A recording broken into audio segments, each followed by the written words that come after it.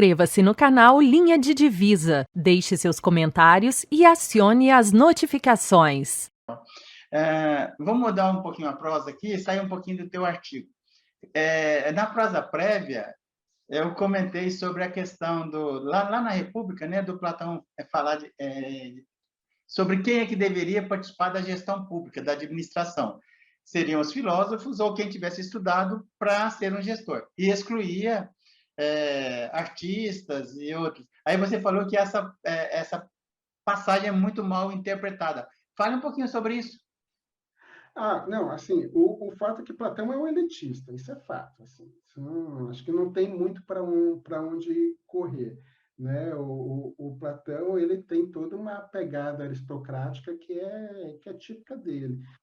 O que eu estava me referindo a uma leitura, ou uma leitura talvez apressada, seja esse expulsar os artistas da cidade. Né? A galera às vezes insiste muito nisso, mas é que às vezes a galera acha que o Platão ali está fazendo é de fato fundando uma cidade. E eu não leio muito por esse viés, assim, como se o Platão tivesse assim, de fato, vamos montar uma cidade aqui, e essa cidade perfeita seria assim. Assim, eu parto como ponto de partida que Platão é um filósofo, né? E enquanto filósofo ele está falando acerca assim do que seria a ideia de uma cidade, e não de uma cidade própria ela mesma. Né? Então, quando a gente está falando ali de artistas que estão dentro que estão ali na polis, não está falando dos artistas de verdade, né? Embora ele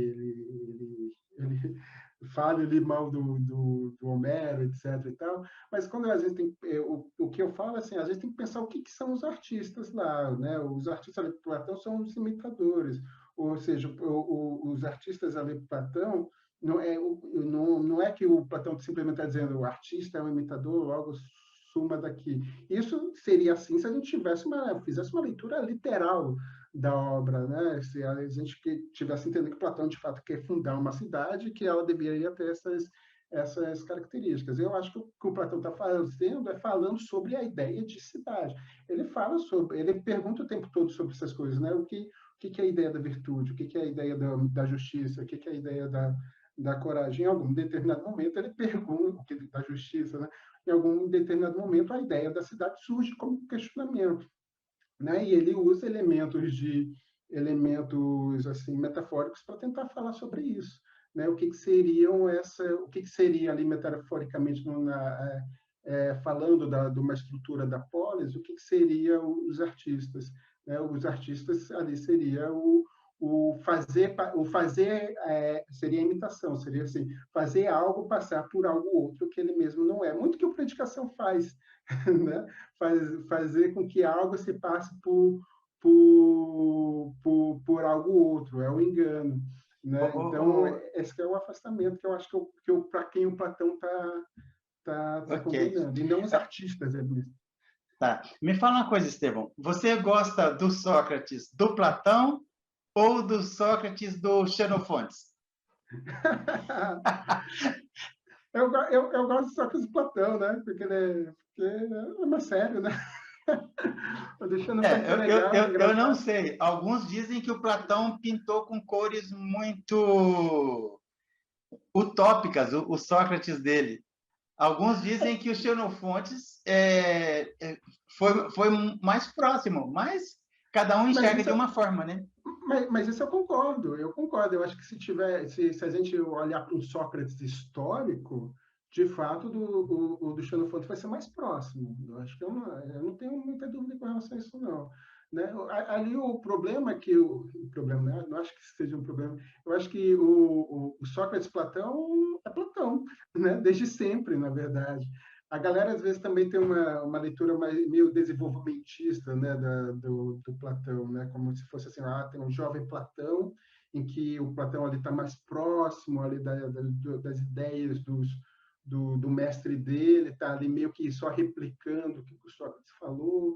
Aí tem um Platão mais intermediário, no qual ele está ele está ali desenvolvendo as próprias ideias, está ali surgindo de um modo mais vigoroso a teoria das ideias, e depois tem ali um Sócrates da maturidade, um Sócrates mais velho, em que ele vai fazer algumas reformulações acerca dessa teoria das ideias dele, etc. e tal.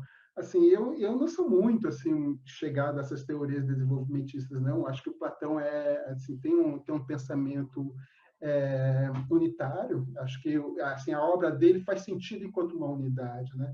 A gente vai dizer que não, que aquelas obras da juventude só fazem sentido ali, as obras intermediárias só fazem sentido ali, e cada diálogo é um diálogo. Eu sou mais daqueles que acreditam que a obra dele faz sentido enquanto uma unidade. Para que isso faça sentido, é preciso que aquilo tudo seja Platão desde sempre. Né? Estevão, alguns amigos aí da academia, que estou dialogando o dia inteiro, o tempo todo, eles falam muito da fogueira das vaidades entre acadêmicos, que, como em todo lugar, existe. Dizem que entre o Xenofonte e o Platão tinha lá suas tretas e eram causadas pela perspectiva da vaidade. Entre os dois, eles não se picavam muito. Mas deixa eu tocar num outro assunto com você. Na Apologia ali, eu li e reli várias vezes alguns pontos do julgamento. Tinha 500 jurados, 500. No primeiro turno, tiveram 2 turnos, primeiro e segundo turno. No primeiro turno, deu condenação por 280 a 220.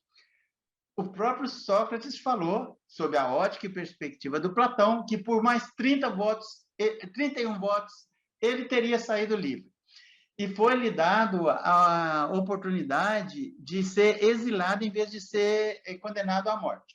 E ele recusou o exílio. E ele foi para o segundo turno e foi condenado ao suicídio, à morte.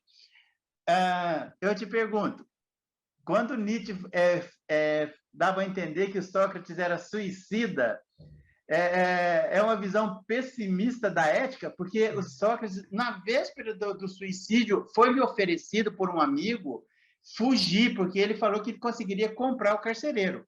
E o Sócrates recusou em função do discurso de ética que ele fez a vida inteira, e aquilo ele não faria.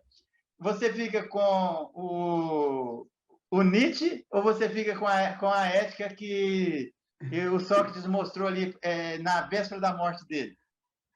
Olha, eu acho que o Nietzsche ele é muito injusto com os filósofos gregos. Eu acho que ele tem, assim, o Sócrates cumpre em Nietzsche uma função ali de um certo espantalho no qual ele tem que bater, isso é fato, assim, né? O Sócrates do Nietzsche é um Sócrates do Nietzsche, né? Ele é muito, muito próprio, muito particular, e ele vai ter essas características mesmo, tanto mais suicidas, assim, esse endeusamento da razão, e etc. E o Nietzsche vai, de certa forma, combater isso, né? A partir, enfim, né? de toda a estrutura isso tudo pensado muito a partir lá do modo como o Nietzsche pensa a partir do pensamento trágico, né? E como que o próprio Nietzsche, o próprio Sócrates daria fim nisso, né? E daí, o Nietzsche precisava de ter argumentação para chegar no amor fati. Exato. No fundo é isso. Tem um professor meu que fala algo parecido, que ele diz assim, filosofia é um pouco como bater em cachorro morto.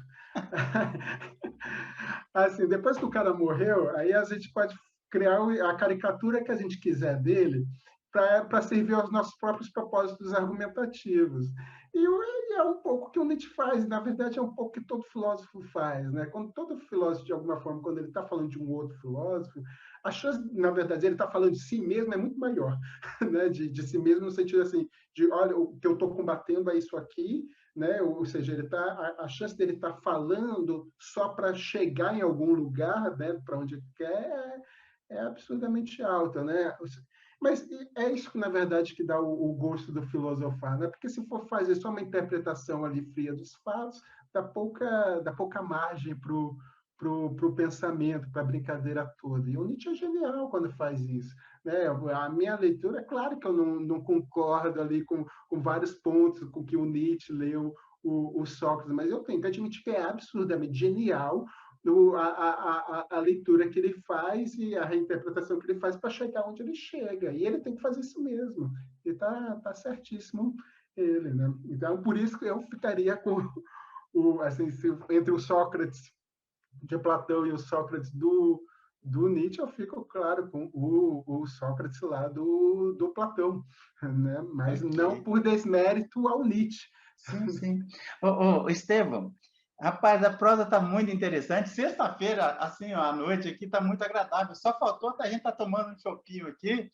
E eu queria te agradecer por separar esse tempo aí para bater um papo comigo. Com certeza, já deixo aqui o convite para a gente voltar a conversar outras vezes, tá bom? Tá bom, Deodato, eu que agradeço o convite e precisando, então estamos à ordem. Legal, um abração. Um abração. Inscreva-se no canal Linha de Divisa, deixe seus comentários e acione as notificações.